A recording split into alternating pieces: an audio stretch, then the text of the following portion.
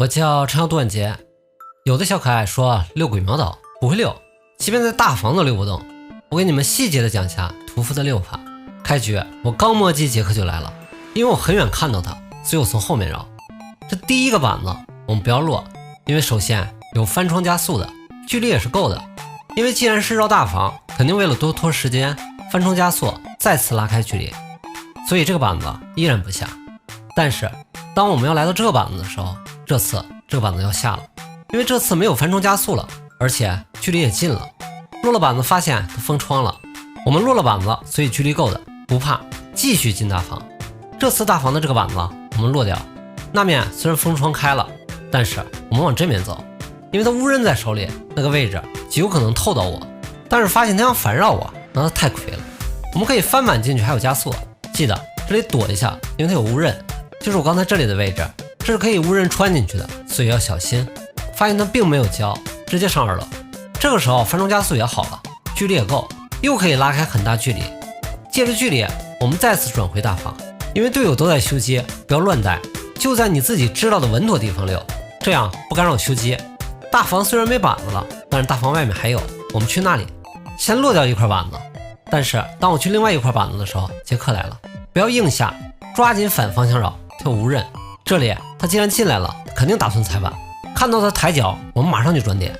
这里虽然不算短板，但是他有无刃，我不敢轻易下，不过还是吃了无刃。没关系，2板一窗，这里漆已经亮了，这里我们还可以牵制一会儿。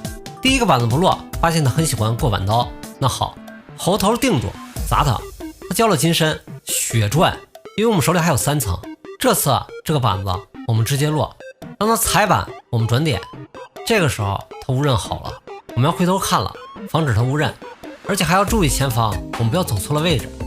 发现距离不够了，到树这里挡着他无刃，防止互相伤害，直接交3层。果然无刃交空了。大门2板这里板子就直接落吧，他没无刃，不要博弈了，直接让他踩板转到集装箱2板这里。我还怕他不想追了，回去勾引一下。先知来跟着打团了，因为他无刃好了，我们板子提前下。这里他角度站得不对，所以我们贴膜躲，因为这里有个突出的建筑物，如果他靠近集装箱打无刃，我们就贴着集装箱走，无论他踩不踩板子我们都转点，因为他要不然就绕，要不然就踩，都够我转点了。但是我发现他不想追我了，结果给了先知一刀，开了一阶来找我了。在附近找一个还算好绕的板子，手里就1层，破他隐身，看他快隐身了就破掉，看他距离不够板子就落。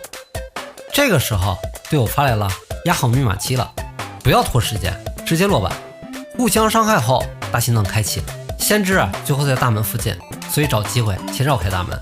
我其实可以去小木屋，但是考虑到手里有2层，不离门太远，也许可以走个大门，如果我搏命偷我冲门也比较近，但是我还是没能走掉，因为场上没佣兵，所以没必要冒险。